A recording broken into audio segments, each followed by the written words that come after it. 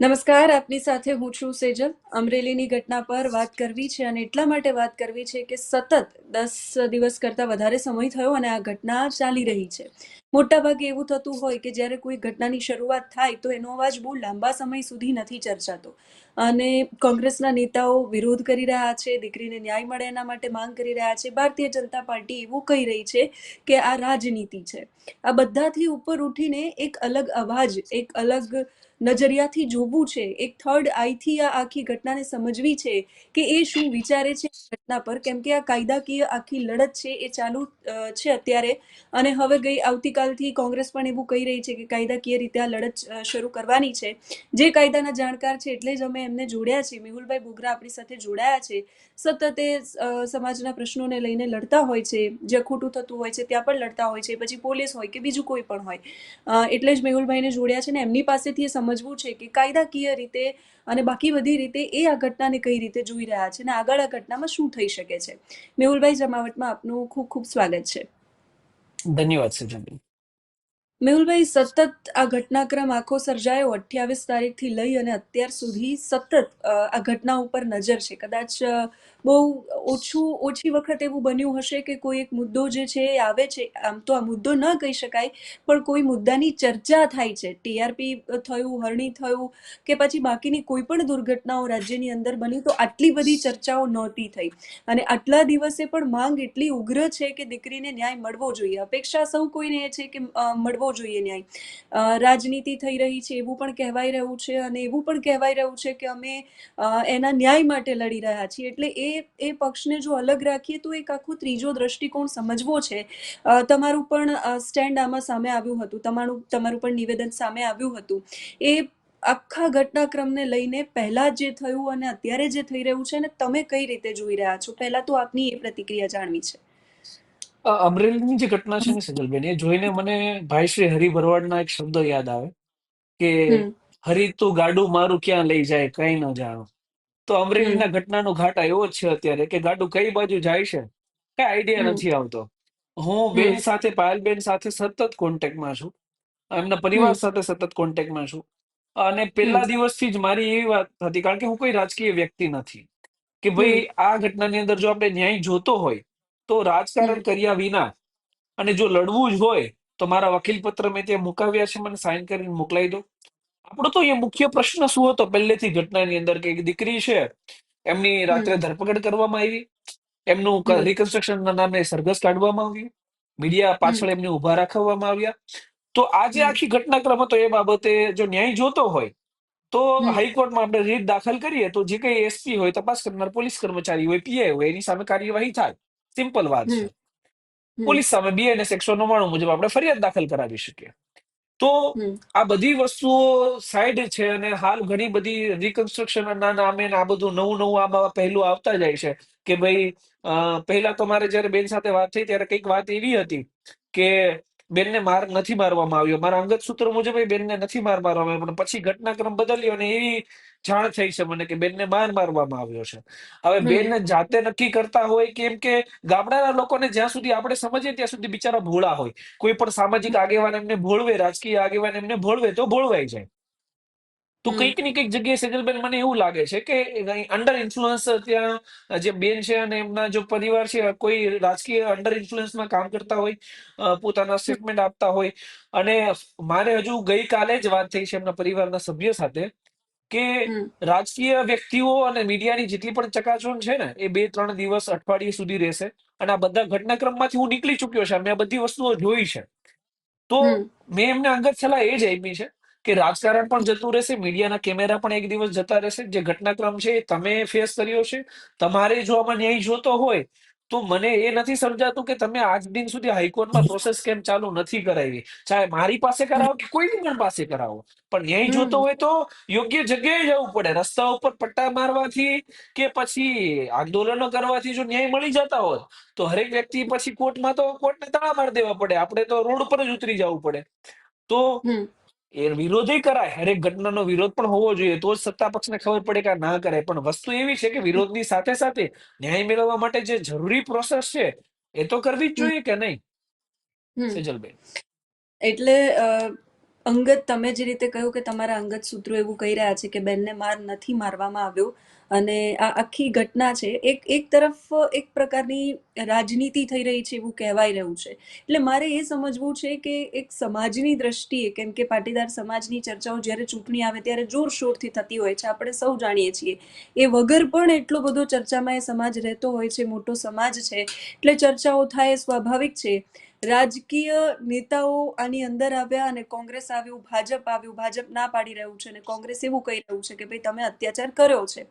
કાયદો અને વ્યવસ્થાની દ્રષ્ટિએ અને સમાજની દ્રષ્ટિએ મેહુલભાઈ બોગરા આ ઘટના પર શું વિચારે છે? જો દીકરી ઉપર અત્યાચાર થયો હોય તો એની ડ્યુ પ્રોસેસ છે, અને કાયદામાં છે જ કે જ્યારે પણ તમને મેજિસ્ટ્રેટ સામે રજૂ કરવામાં આવે ત્યારે તમે તમારી ફરિયાદ પોલીસ સામે હોય, તમને માર માર્યો હોય તો તમે ત્યાં જાણ કરી શકો. ત્યાંથી જ હમ તમારું એમએલસી થાય અને પોલીસ સામે તમે ફરિયાદ કરાવી શકો. આ ડ્યુ પ્રોસેસ છે. બેને ત્યારે હમ ના કહ્યું, ચલો ઇટ્સ ઓકે, પછી જેલમાંથી બહાર નીકળ્યા, મીડિયાના કેમેરા સામે ના કહ્યું, ધેટ ઇઝ ફાઇન. ચાલો પછીથી એમને આઈડિયા આવ્યો કે પોલીસે એમને માર માર્યો છે. હું બેનને ખોટા નથી કહેતો, અને હમ હું પોલીસને પણ ખોટા નથી કહેતો. ધ થિંગ ઇઝ ધેટ કે હાલના અમરેલીમાં જે પણ વસ્તુ ચાલે છે, એ જ્યાં સુધી હું હમ કાયદાકીય વ્યક્તિ છું ને કેમ કે હું રાજકારણ સાથે જોડાયેલો નથી, તો હું સ્પષ્ટપણે એવું કહી શકું કે હાલ બધી રાજકીય રમતો ચાલે છે. કારણ કે ઇન્સાફ હમ માટે એક ડ્યુ પ્રોસેસ છે, જે ડ્યુ પ્રોસેસ તો ફોલો થતી જ નથી. માત્ર ને હમ માત્ર રસ્તા ઉપર આંદોલન અને સૂત્રોચ્ચાર થઈ રહ્યા છે. તો મને તો કોઈ ના કોઈ જગ્યાએ એવું લાગે છે, હું પહેલેથી એક કન્સેપ્ટમાં માનું છું કે એક સત્ય જ્યારે હોય ને તમારી સાથે, ત્યારે તમારી હમ સાથે કોઈ રાજકીય આગેવાન ન હોય, મીડિયા ન હોય, કઈ ના હોય તો પણ ચાલે. સત્ય હોય ને ત્યાં ઈશ્વર હોય, તમારે બીજા કોઈની જરૂર ના પડે. અને આ હમ ઘટનાક્રમમાં જો અસત્ય ઉમેરાશે ને તો કોઈ ના કોઈ જગ્યાએ મને એ જ ડર છે કે આ દીકરી પાસેથી કાલે મીડિયા કર્મીઓ પોતાના માઇક હટાઈ લેશે, આ રાજકારણીઓ આ દીકરી ફોન કરશે ત્યારે ફોન રિસીવ નહીં કરે આજથી 2 મહિના કે 3 મહિના પછી, એની હું ખાતરી આપું છું. તો હમ જો બેનને ન્યાય મેળવવો હોય તો યોગ્ય જગ્યાએ લડવું પડશે. 189 નો રિપોર્ટ છે એ પણ કોર્ટે હમ નામંજૂર કરી દીધો. તો હમ ભવિષ્યમાં કેસ આખો ફેસ કોણ કરશે? તો કે પાયલબેન ફેસ કરશે. ટ્રાયલ કોણ હમ ચલાવશે? તેમનો વકીલ ચલાવશે. તો અગેન વસ્તુ એ જ છે કે છેલ્લે બધું જ વસ્તુ ફેસ માત્ર ને માત્ર પાયલબેન અને એમના પરિવારને જ કરવાનું છે. તો કોઈ જગ્યાએ રાજકીય હાથો ના બની જાય. જે મુખ્ય આપણો ઉદ્દેશ્ય છે એ છે દીકરીને ન્યાય અપાવવાનો. તો દીકરીને હમ ન્યાય એ કોર્ટમાંથી જ મળે. બહાર આપણે હા હોલ્લા કર્યા કરી તો એ પણ જરૂરી છે, પણ એની સિવાય આપણે કોર્ટમાં પણ જવું પડે છે જલબેન. હમ એટલે રાજકીય, તમે કહ્યું કે રાજકીય હાથો ન બને, તો બધાને એવું છે કે બધાને અપેક્ષા છે કે એને ન્યાય મળવો જોઈએ, એની સાથે ખોટું થયું છે, બરાબર. પણ રાજનેતાઓ જો સામે ન આવ્યા હોત તો જેમ ઘણી બધી ઘટનાઓ દબાઈ જાય છે, એમ બની શકત કે આ ઘટનાઓ પણ દબાઈ જાય. હા, એટલે જ મેં કીધું ને કે હરેક સમાજનો હરેક વ્યક્તિ, રાજકીય વ્યક્તિઓ જ ખાલી બહાર આવ્યા છે આમાં એવું નથી. હરેક વ્યક્તિએ હમ બેન માટે અવાજ ઉઠાવ્યો છે. ગુજરાતના ખૂણે ખૂણેથી અવાજ ઉઠ્યો છે અને હરેક સમાજે ઉઠાવ્યો છે. તો અહીંયા કહેવાની વાત એ જ છે કે જે પેલા મુદ્દો એક હતો ને કે દીકરી છે એની સાથે અન્યાય થયો છે ને એની માટે હરેક વ્યક્તિમાં જે આક્રોશ હતો, એ મુદ્દાનો કોઈની કોઈ જગ્યાએ અત્યારે રાજકીય રીતે લાભ લેવાતો હોય ને એવું મને દેખાય છે. અને એનું મુખ્ય કારણ પણ મેં આ ત્રીજી વાર કહું છું કે યોગ્ય પ્રોસેસ ન્યાય મેળવવા માટેની નથી થઈ. અને રહી વાત હમ દીકરી ઉપર કેસ છે, તો હમ કેસમાં દીકરી છે એ સાક્ષી જ બને એમ છે. તો રાજકીય રેલીઓ કરવાની ક્યાં જરૂર છે? હાઈકોર્ટમાં ક્વોશિંગ પિટિશન બીએનએસએસ ની ધારા 228 મુજબ થાય. આર્ટિકલ 226 કોન્સ્ટિટ્યુશન ઓફ ઇન્ડિયા એવું કહે કે જ્યારે તમારી સામે ફોલ્સ એન્ડ ફેબ્રિકેટેડ ખોટી એફઆઈઆર દાખલ થાય ત્યારે તમે હાઈકોર્ટમાં ક્વોશિંગ પિટિશન દાખલ કરી દો. હાઈકોર્ટ છોડો, આર્ટિકલ 32 માં એવું કે ડાયરેક્ટ સુપ્રીમ કોર્ટમાં ફાઇલ કરો. તો હમ તમારી પાસે એટલા બધા જો લીગલ ઇક્વિપમેન્ટ પડ્યા છે, તો એક તો બ્રહ્માસ્ત્ર નીકાળો, એક તો ટૂલનો ઉપયોગ કરો. તો જે હમ પ્રોપર પ્રોસેસ છે એ છે ક્વોશિંગ પિટિશન. આપણે 189 પોલીસના રિપોર્ટની શું જરૂરત પડે છે? હાઈકોર્ટમાં નાખી દઈએ એટલે જજમેન્ટ આવતું થાય 6 મહિના 7 મહિનાની અંદર. અને જે હમ પોલીસ કર્મચારીઓ જે કાયદાનો મિસયુઝ કર્યો છે, બેનને જે તકલીફ આપી છે, મીડિયા સમક્ષ એક્સપોઝ કર્યા છે, તો એમાં હાઈકોર્ટમાં રીટ દાખલ કરી દઈએ. અને એ તમામ પ્રોસેસ એ ઇલીગલ છે. તો બીએનએસ ની ધારા 199 એમ જ કહે છે કે જ્યારે કોઈ પણ સરકારી કર્મચારી છે એ કાયદાનો દુરુપયોગ કરે અથવા કાયદાથી પરે જઈ અને કોઈ પણ વ્યક્તિની ધરપકડ કરે અને મહિલાને હાનિ થાય એવું કોઈ કૃત્ય કરે, તો આપણે બીએનએસ ની ધારા 199 મુજબ પોલીસ સામે કેસ દાખલ કરી શકીએ. તો આમાંથી જે કાયદા મુજબની જેટલી પણ પ્રોસેસ છે એ તો કોઈએ કરી જ નથી. કર્યું હમ છે શું? તો કે બયાનો કર્યા છે, આંદોલનો કર્યા છે, પટ્ટા મારવામાં આવ્યા છે, એ બધું થયું છે રાજકીય રીતે, બધા પોતપોતાના મંતવ્ય મુજબ કામ કરતા હોય, એમાં કઈ ખોટી વાત નથી. પરંતુ જે મુખ્ય પ્રોસેસ છે એ પણ થતો હોવી જોઈએ, અને એ નથી થતી. એટલા માટે જ મને એવું લાગે છે કે હવે આ મુદ્દો જે હરેક દીકરી માટેનો મુદ્દો હતો, હરેક વ્યક્તિએ જે ખૂણે ખૂણેથી અવાજ ઉઠાવ્યો હતો ને, આ મુદ્દો હવે ધીમે ધીમે, અને હું તો કહું તો અત્યારે સંપૂર્ણપણે રાજકીય હમ રીતે ડાયવર્ટ થઈ ગયો છે સેજલબેન. હમ તમે શરૂઆતમાં કહ્યું કે પાયલબેન સાથે અંગત રીતે પણ તમારે એમના પરિવાર સાથે અને બેન સાથે વાત થાય છે. આ બધી જે Right. કાયદાની તમે પ્રક્રિયાઓ કહી કે આટલું બધું થઈ શકે છે, તમે એમને પણ વાત કરી હશે, સ્વાભાવિક છે. એ Right. મુદ્દા ઉપર એમનું શું કહેવું છે? એમને એ આગળ સ્ટેન્ડ લેવું છે કે પછી એમને આ રીતે જ આગળ વધવું છે? સેજલબેન, જ્યારે બેન પાયલબેન બહાર નીકળ્યા ને, એટલે મારી એમની સાથે લગભગ 6 કલાક 4 કલાકની અંદર વાત થઈ હશે એપ્રોક્સ. હમ અમારી પાસે એનું રેકોર્ડિંગ પણ છે. પણ વસ્તુ એ છે કે મેં બેઝિકલી એમને આ જેટલી વસ્તુ અત્યારે કેમેરા સમક્ષ બોલ્યો છે, એ તમામ વસ્તુ મેં એને સમજાવી હતી કે આપણે હમ આ પ્રોસેસ કરવાની છે, કારણ કે મારે તો કોઈ રાજકીય રોટલા નથી શીખવા. તો હમ તમામ પ્રોસેસ સમજાવ્યા પછી પાયલબેનને મેં કીધું હતું કે મારા વકીલ પત્ર તમારા ઘરે પડ્યા છે, તમે ખાલી સાઈન હમ કરી અને મને મોકલાવી આપો. એટલે હમ એમને કીધું કે હા, વાંધો નહીં, અમે મોકલાવી આપશું, પણ આજ દિન સુધી મને વકીલ પત્ર મળ્યા નથી. હવે એમને હમ કોઈ બીજા વકીલ પાસે લડવું હોય કે અન્ય રીતે લડવું હોય, રાજકીય રીતે લડવું હોય, એમનો વિષય છે. મને એમાં કઈ દુખી નથી લાગ્યું કે મને કેસ નથી આપવામાં આવ્યો. હું આમાં સ્યુ હમ મોટે ફાઇલ કરી શકું બેન, એ પણ જણાવી દઉં. મને કોઈ જરૂર નથી કે મને પાયલબેન સાઇન કરીને આપે તો જ કોર્ટમાં પિટિશન દાખલ થાય, એવું નથી.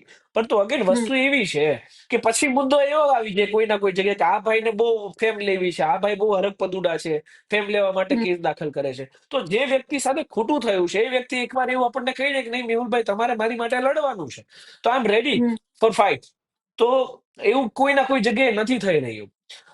હમ સમજાવવા છતાં, કેવા છતાં, અને હું એની માટે બેનને બ્લેમ કરતોય નથી. હું સામાન્ય રીતે તમને કહું છું કે ગામડાના લોકો બહુ જ ભોળા હોય, એમની સામે કોઈ હમ પણ આગેવાન સામાજિક રાજકીય આવીને બેસી જાય ને, તો એટલો ભોળાપણામાં આવીને એમની વાત માની લે, તો પછી એ વાત માની અને ઇન્ફ્લુઅન્સમાં અત્યારે કામ થતું હોય એવું લાગે છે મને, પોલિટિકલ ઇન્ફ્લુઅન્સની અંદર. એટલે અત્યારે આખી ઘટના છે એ રાજકીય રીતે ડાયવર્ટ થઈ ગઈ છે, જે થવું જોઈએ એ નથી થતું. તમે કાયદાના જાણકાર છો અને ઘણી બધી વખત તમારા પોલીસ સાથેના દ્રશ્યો પણ સામે આવતા હોય છે. એ પછી એમની પ્રશંસા કરવાના હોય કે એમને ટકોર કરવાના હોય કે એમની સાથે ઝઘડાના હોય, આ આખી ઘટના જે બની એમાં મેહુલભાઈ પોલીસની કામગીરીને કઈ રીતે જોઈ રહ્યા છે? પોલીસની કામગીરી એ માત્ર ને માત્ર એક ધારાસભ્યની વાહવાઈ બટોરવા માટે અને ધારાસભ્યની પગચંપી કરવા માટે હતી. અને આમાં હમ સંપૂર્ણપણે પોલીસની કામગીરી પર શંકા થઈ. મને તો હજી એ નથી ખબર પડતી કે હજી હું ખીચડી પકાવે છે. પેલા બેનને પાછા જાય છે તો રાત્રે જ મેડિકલ ચેકઅપ, દિવસનો તમને સમય જ નથી મળતો તપાસ કરવા માટે. તો અગેન હમ પોલીસ એ શું કામ કરે છે ને, એ તો મને મારી સમજની પરે છે, કારણ કે અમરેલી પોલીસ યા તો વધારે પડતી સ્માર્ટ છે, યા તો પછી એમને હમ કાયદાકીય કોઈ નોલેજ નથી કે કઈ રીતે હમ કાયદાના પ્રાવધાન મુજબ ચાલવાનું હોય છે. અને અગેન હમ વસ્તુ એવી છે કે નકરી મેડિકલ થઈ જાય તો હવે થોડી 5-6 દિવસ પછી કે આવવાનું છે, પટ્ટા માર્યા હતા કે નથી માર્યા એમ. તો બધી હમ મિનિંગલેસ પ્રોસેસ છે, અને મિનિંગલેસ આ બધી સોશિયલ મીડિયામાં ઉપાહોપ હાલે છે. તો અગેન હમ અમરેલી પોલીસની જે પણ આ આખી પ્રોસેસ છે ને, એ શંકાસ્પદ છે. કહેવાય ને કે એક તાલુકા અથવા જિલ્લો છે તો એનો બોસ એક માત્ર ને માત્ર ધારાસભ્ય જ હોય, એ રીતે આ હમ પ્રોસેસ ચાલે છે. જે એસપી છે ને, મને એસપી નો જે પણ વહીવટદાર છે, એ ખુદ એસપી છે, નામ પિન્ટુ છે એનું, તમને તો મીડિયા મારફતે જ કહું છું અત્યારે, જે હમ સમગ્ર અમરેલીમાં વહીવટદાર છે, પિન્ટુભાઈ. અને હમ પિન્ટુભાઈ કે એમ જ થાય ટૂંકમાં, બરાબર. પિન્ટુભાઈ સેક્શન આપે, એટલે બધું આ રીતે હમ હાલે છે ને અમરેલીની અંદર. તો જે બી ધારાસભ્ય છે એના કહેવાથી જ કામગીરી થાય છે. ધારાસભ્યનો એક ઈગો સેટિસ્ફાય કરવા માટે એફઆઈઆર દાખલ કરવામાં આવી. એફઆઈઆર સાચી ખોટી એમાંય ક્યાં મોટી વાત છે? અવડું મોટું ગુજરાત છે, ગુજરાતની અંદર એફએસએલ છે, ગાંધીનગરની અંદર લેટર પેડ મોકલી દો, પેલા ભાઈની સાઈન મોકલી દો ફરિયાદીની, એટલે મેચ થઈ જાય. દૂધનું દૂધ ને પાણીનું પાણી થઈ જાય. સરકારને કરવું હોય તો 2 દિવસે ના થાય, ક્યાં વાર લાગે? ઘણા બધા કેસોમાં આપણે 6 દિવસ 7 દિવસમાં ચાર્જશીટો નથી થઈ જતી આખી, થઈ જ જાય છે. તો એફએસએલ કોનું છે? સરકારનું છે.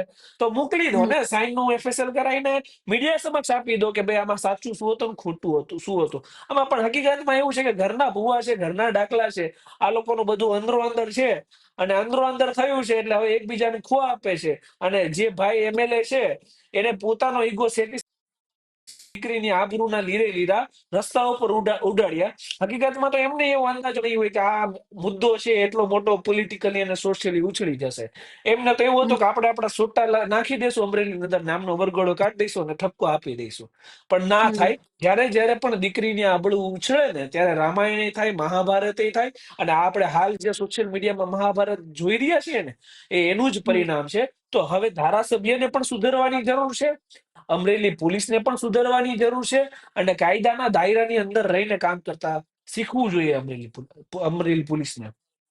હમ તમે કાયદાના દાયરાની વાત કરી એટલે એક સવાલ એ પણ પૂછવો છે કે કાયદાનો દાયરો જેનું કામ છે પ્રજાનું રક્ષણ કરવાનું, પ્રજાની આબરૂને સાચવવાનું, એ આવી રીતે પ્રજાની આબરૂને નીલામ કરે એવા દ્રશ્યો એકવાર નહીં ઘણી બધી વખત સામે આવ્યા છે. અમુક પોલીસ કર્મચારીઓ, હું એવું નથી કહી રહી કે બધા એવા છે, પણ અમુકના કારણે આખું ડિપાર્ટમેન્ટ બદનામ થઈ રહ્યું છે.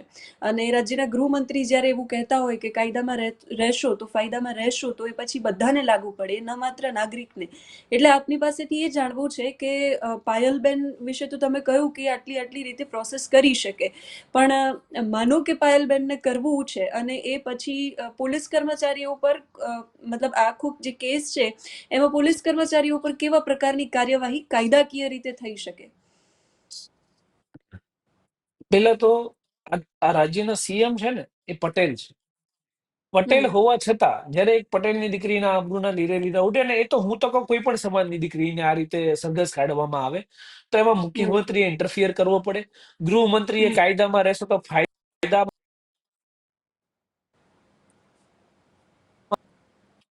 ગૃહમંત્રીએ કાયદામાં રહેશો તો ફાયદામાં રહેશો, એ જે વારે વારે સ્ટેટમેન્ટ આપે છે, એ સ્ટેટમેન્ટને હમ સાર્થક કરવું પડે. અને સાર્થક કઈ રીતે થાય? તો એ રીતે થાય કે આંદોલન કે વિરોધ થાય કે ના થાય, જો કાયદાનો ભંગ થયો છે, ડીકે હમ બાસુ, અનિશ કુમાર, આ બધા લેન્ડમાર્ક જે સુપ્રીમ કોર્ટે જજમેન્ટ આપ્યા છે કે સનસેટ હમ પછી સનરાઈઝ પહેલા કોઈ પણ સ્ત્રીની ધરપકડ ના થાય, સ્ત્રીને મીડિયા હમ સમક્ષ બતાવી ના શકાય. તો આ બધું તો સ્વાભાવિક છે ને, બધાને દેખાય છે કે આ ઉલ્લંઘન થયું જ છે. તો એક પણ પોલીસ કર્મચારીનું સસ્પેન્શન થયું નથી? થયું. ઇન્કવાયરી બેસાડવામાં આવી નથી થઈ. તો વસ્તુ અગેન એ જ છે કે કોઈના કોઈ જગ્યાએ આ એક ઘરના જ બધા ચટ્ટાપટ્ટા છે, ભાજપમાં જ અંદર ખેલાયો આ ખેલ છે, અને એટલે જ ઉપરથી કોઈ પ્રોસેસ નથી કરવામાં આવી. અને ઉપરથી પ્રોસેસ થાય કે ના થાય, બેન જાતે પોતે પણ ફરિયાદી બની અને પ્રોસેસ કરી શકે કોર્ટની અંદર, રાઈટ? તો એ હમ પણ પ્રોસેસ નથી કરવામાં આવતી. માત્ર ને માત્ર રાજકીય ખો કરવામાં આવે છે, ને જે રાજકીય અપોઝિશનની પાર્ટીઓ છે એનો ફાયદો લે છે. ને એ તો હરેક જગ્યાએ છે, અપોઝિશન એનો વિરોધ કરવાનો અધિકાર છે, એ તો વિરોધ કરવાની છે, એમાં આપણને કઈ નાઈ નથી. પરંતુ ખાસ ગૃહમંત્રીને મારે એ કહેવાનું કે તમારે કંઈક તો ઇન્ટરફિયર આમાં કરવું જોઈએ. તમે માઇક જ્યારે પણ મીડિયાના મળી જાય ત્યારે મોટી મોટી ફાંકાફોજદારી કરવા તો તમે આવી જ જાઓ છો કે ભાઈ આમ હમ થશે ને વરઘોડા નીકળશે ને પોલીસને કઈ દંડા છે એ ડેકોરેશન માટે નથી આપ્યા ને ટાટિયા તો તૂટશે ને પગે ચાલી નહીં શકે ને, આવું બધું જો તમે કહો છો તો એ હમ સ્વાભાવિક છે ને, એ સારી વાત છે. પણ એ વસ્તુ હરેક જગ્યાએ ઇમ્પ્લિમેન્ટ તો કરો. આ તમારી પાર્ટીમાં થયું છે તો કઈ નહીં કરવાનું.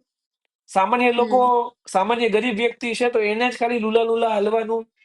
પછી પેલા હમ બીજેડ વાળા ભાઈ હોય કે પછી આ ભાઈ હોય અથવા આ પોલીસ કર્મચારી અમલેરીના છે એને કાયદાનો ભંગ કરે તો એટલીસ્ટ એમનો એકાદો વરઘોડો તો નાનો કાઢો તો ખરી, 500 મીટરનો, 200 મીટરનો કાઢજો.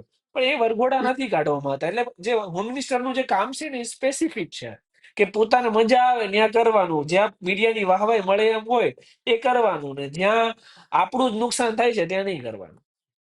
હમ તમે કાયદાના જાણકાર છો એટલે બહુ જાજો સમય મારે તમારો નથી લેવો, પણ એ જાણવું છે કે અડધી રાત્રે 12 વાગે મારા ઘરે કદાચ કોઈ આવે અને મને એવું કહે કે બેન તમારી ધરપકડ કરવાની છે અથવા તો તમારી અટકાયત કરવાની છે, તો એવી કઈ સામાન્ય જાણકારી છે જે મારા સહિત રાજ્યની દરેક દીકરીને હોવી જોઈએ? એટલે ટૂંકમાં કાયદાની જાણકારી તમારી પાસેથી જોઈએ છે કે એવું શું છે કે જેમાં એક દીકરી એવું કહી શકે કે ના, આ તો નહીં જ થાય અત્યારે, આવતીકાલે સવારે 6 વાગે તમે આવજો. એ બેઝિક જાણકારીઓ થોડી નાની નાની તમારી પાસેથી જોઈએ છે. સ્ત્રીઓ માટે એટલા બધા કાયદાઓ છે, અને હું હમ સ્પેસિફિકલી કહું છું, આમાં બે કેટેગરી છે, એક આરોપી સ્ત્રી અને એક છે સાક્ષી સ્ત્રી.